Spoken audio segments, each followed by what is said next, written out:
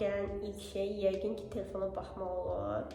Əslində sınamağa dəyəcək xeyli məşğuliyyət var. Sadəcə lazımlı olan sizə uyğun olanı, sizə zövq verən məşğuliyyəti seçmək və başlamaqdır. Ümumiyyətlə, hobi sözünün mənası asudə vaxtında, boş vaxtında zövq aldığın, ona yararlandığın həqiqətən həm mənəvi cəhətdən, həm bu inkişaf cəhətdən də ola bilər, məşğuliyyətdir.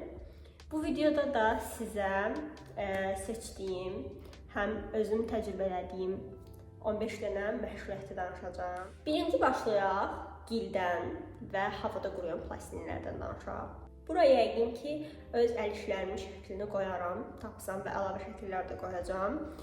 Bu, həm münasib olmağı cəhətdən, həm hazırlayandan sonra əlində bir material olur. Bu, qab hazırlasan və yaxud da aksesuar hazırlasan, istifadə edəcəyin bir material olur əlində. İkinci, boyamadır. Boyama deyəndə tam olaraq nəyi nəzərdə tuturam? Buralara şəklini qoyacağam. Siz daha asan formada da boyamalar eləyə bilərsiniz. Həm yorğunçuluq olanda, təbii ki də bu zehni yorğunçuluqdan söhbət gedir.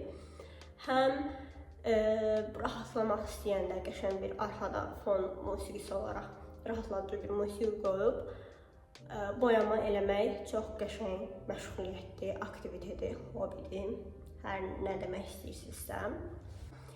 Daha sonra muncuq rəsm. Bu daş rəsm olaraq da gedir. Hansı ki, bunun balaca olanları da var, böyük olanları da. Mənim sizə tövsiyəm odur ki, siz əgər bunu başlamaq istəyirsinizsə, birinci, səbirli insan olub-olmadığınızı bir daha sorğulayın. Çünki həqiqətən çox əziyyətli işdir. Sizə tövsiyəm də odur ki, əgər buna başlamaq istəyirsinizsə, əvvəlcə onun kiçik olanları var, kiçik olanlardan alın. Haradasa bir belə bu boyda falandır, mən görmüşəm mağazalarda. Onlardan alın, başlayın. Hələ onu bitirə bilsəniz, əla, ondan sonra rahatlıqla keçib böyüyü də ala bilərsiniz. Yəni, boş-boşuna böyüyü alıb yarımçıq orada qalmasın. Geri dönüşüm. Bunu mən əsasən haradasa 4 il, 5 il bundan əvvəl çox eləyirdim. Belə şeylər hazırladım. Bu, sizin sadəcə geyiminizdən olmaya bilər. Hər hansı istifadə eləmədiyiniz əşya da ola bilər. Geri dönüşüm kimi başa düşün. 5-ci toxumadır. Bu haqda biraz uzun danışacağım. Sizə şidətlə tövsiyə edirəm ki, həqiqətən həvəsiniz varsa, bu qış mütləq başlayın və yaxud da əgər bunu yayda eləyirsinizsə, düzdür, yayda da eləmək olur, amma yayda stabil bir yerdə oturmaq çox adama, belə deyim də, rahat olmur, amma qışda çox yaxşıdır. Yəni, əsl mən deyə bilərəm ki, bu qış hobisidir, qış məşğuliyyətidir. Səhv eləmirəmsə, 2 növ var, bir şişlə toxuma, bir də bunun adı yadımdan çıxdı, belə qarmaq kimi bir şeydir, ondan toxuma. Hər ikisini də öyrənmişdim müəyyən qədər və onlardan toxuma eləmişdim. İlk dəfə başlayacaqsınızsa, məsləhətim də odur ki, hazır olanlardan alın və onunla düzəltməyə başlayın. Muncuqlardan aksesuarlar hazırlama. Bu, çanta da ola bilər. Yəqin ki, siz görmüşsünüz çox yerdə. Məşhurdur artıq. Charmlar olsun, hansı ki, burloklar, çantalar olsun və yaxud da ümumiyyətlə aksesuar olsun, boyun bağı, qol bağı və s. Muncuqlardan toxuyub düzəldirlər. Burada yerləşdirdiyim şəkilləri ideal olaraq nəsə hazırlamaq istəyirsinizsə, Pinterestdən tapa bilərsiniz. Mən daha çox oradan istifadə edirəm. Yaradıcılıqla olan hissə demək olar ki, bu qədər idi. İndi keçid edirik daha çox hərəkətli hobilərə, hərəkətli məşğuliyyətlərə. Birinci sırada ilk üçünü qoymuşam. Yoga, fitness və calisthenics. Yoganı uzun müddətdə artıq yaydan bəri deyəsən deyə bilərəm ki, 5 ay falan olar. Hər səhər eləyirəm. Yəni, əslində bunu yoga adlandırıram, amma tam olaraq yoga deyə bilmərəm. Əsnəmə deyə bilərəm. Fitness və calisthenics ikisi də əslində oxşar şeylərdir. Nə mənada?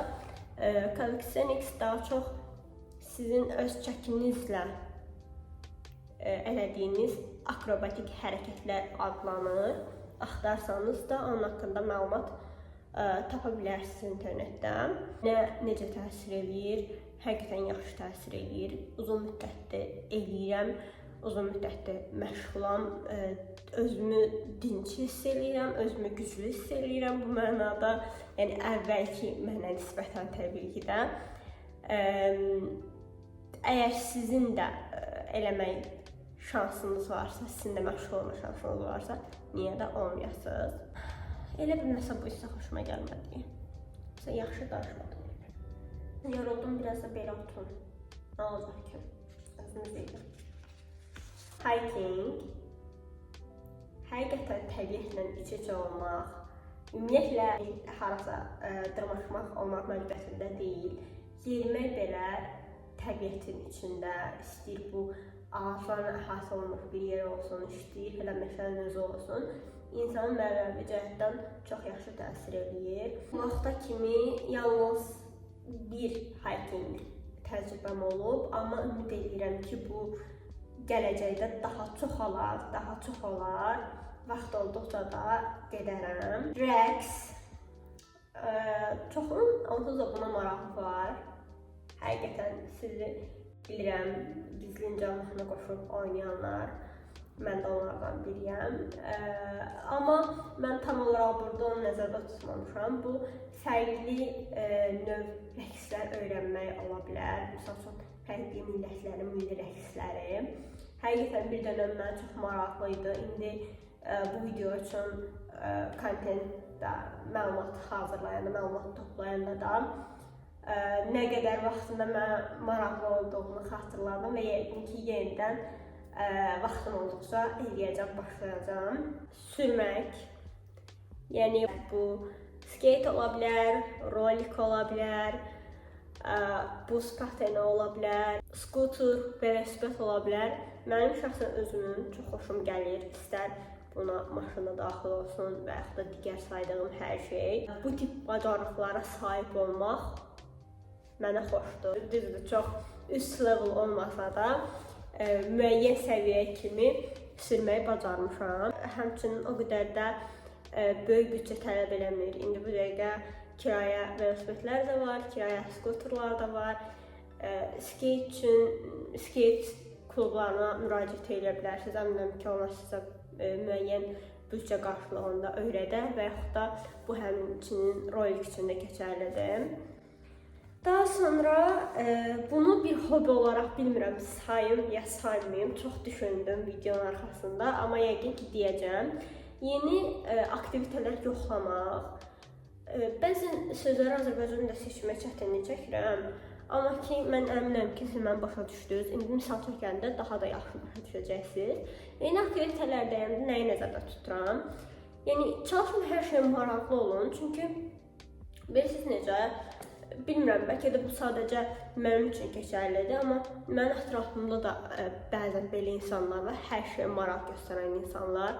Məsəl üçün, tenis yoxlamaq olsun, bu masaüstü tenis ola bilər və yaxud da ayaqüstü oynanılan normal tenis ola bilər. Ya da, nə bilim, fərqli idman növləri olsun. Mən ən azından onda professionallaşmasam belə bir dəfə də olsun onu yoxlamaq istəyirəm. Deyəsən 20 dəqiqəlik videonu silməli olacağım, çünki sıraları qatışdırdım. Hansı ki, indi sizə göstərəcəyim bu tüklü nazik məftillərdən hazırlanan, daha çox gül hazırlanır, güllər deyim. Bundan da hazırlamışdım. Həm hədiyyə olaraq, həm dediyim kimi sadəcə özünüz üçün də eləyə bilərsiniz. Məşğuliyyət olaraq çox maraqlıdır. Hazırlaması da çox əyləncəlidir. Yəni düşündüyümüz kimi çox vaxt aparan deyil. Və son olaraq keçid eləyirik evdə eləyə biləcəyiniz sakit məşğuliyyətlərə.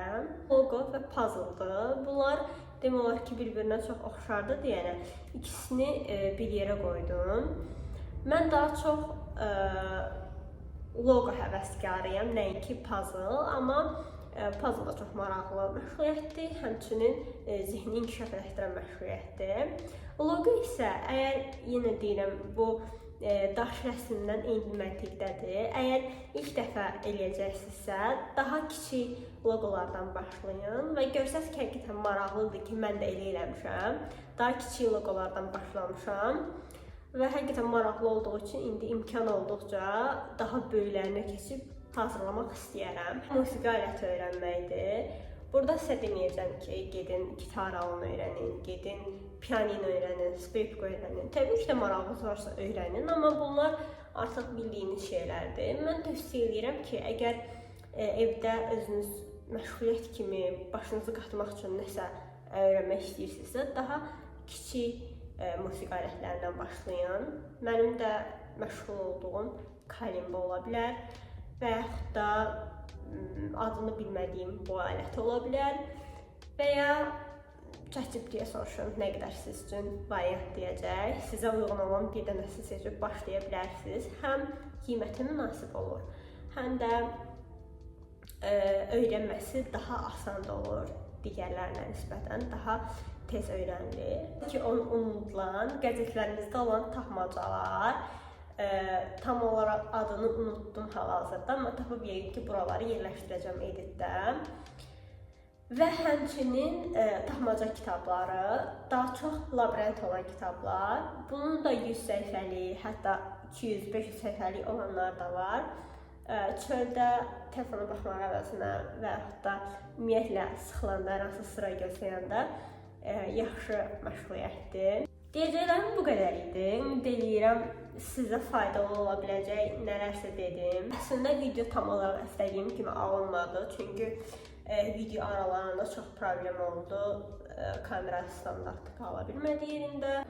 Əgər videoya baxırsınızsa, deməli ki, həqiqətən paylaşılmağa dəyiləcək bir video olub. Eyb yoxdur, yəni belə də olar. Hər şey mükəmməl olmaq məcburiyyətində deyil. Bəyəndinizsə bəyənməyi, bu tür videoları qaçırmamaq üçün kanalıma abunə olmağı unutmayın. Hələlik. Nəysə, fürsatım nə deməkdir bu cümlədə?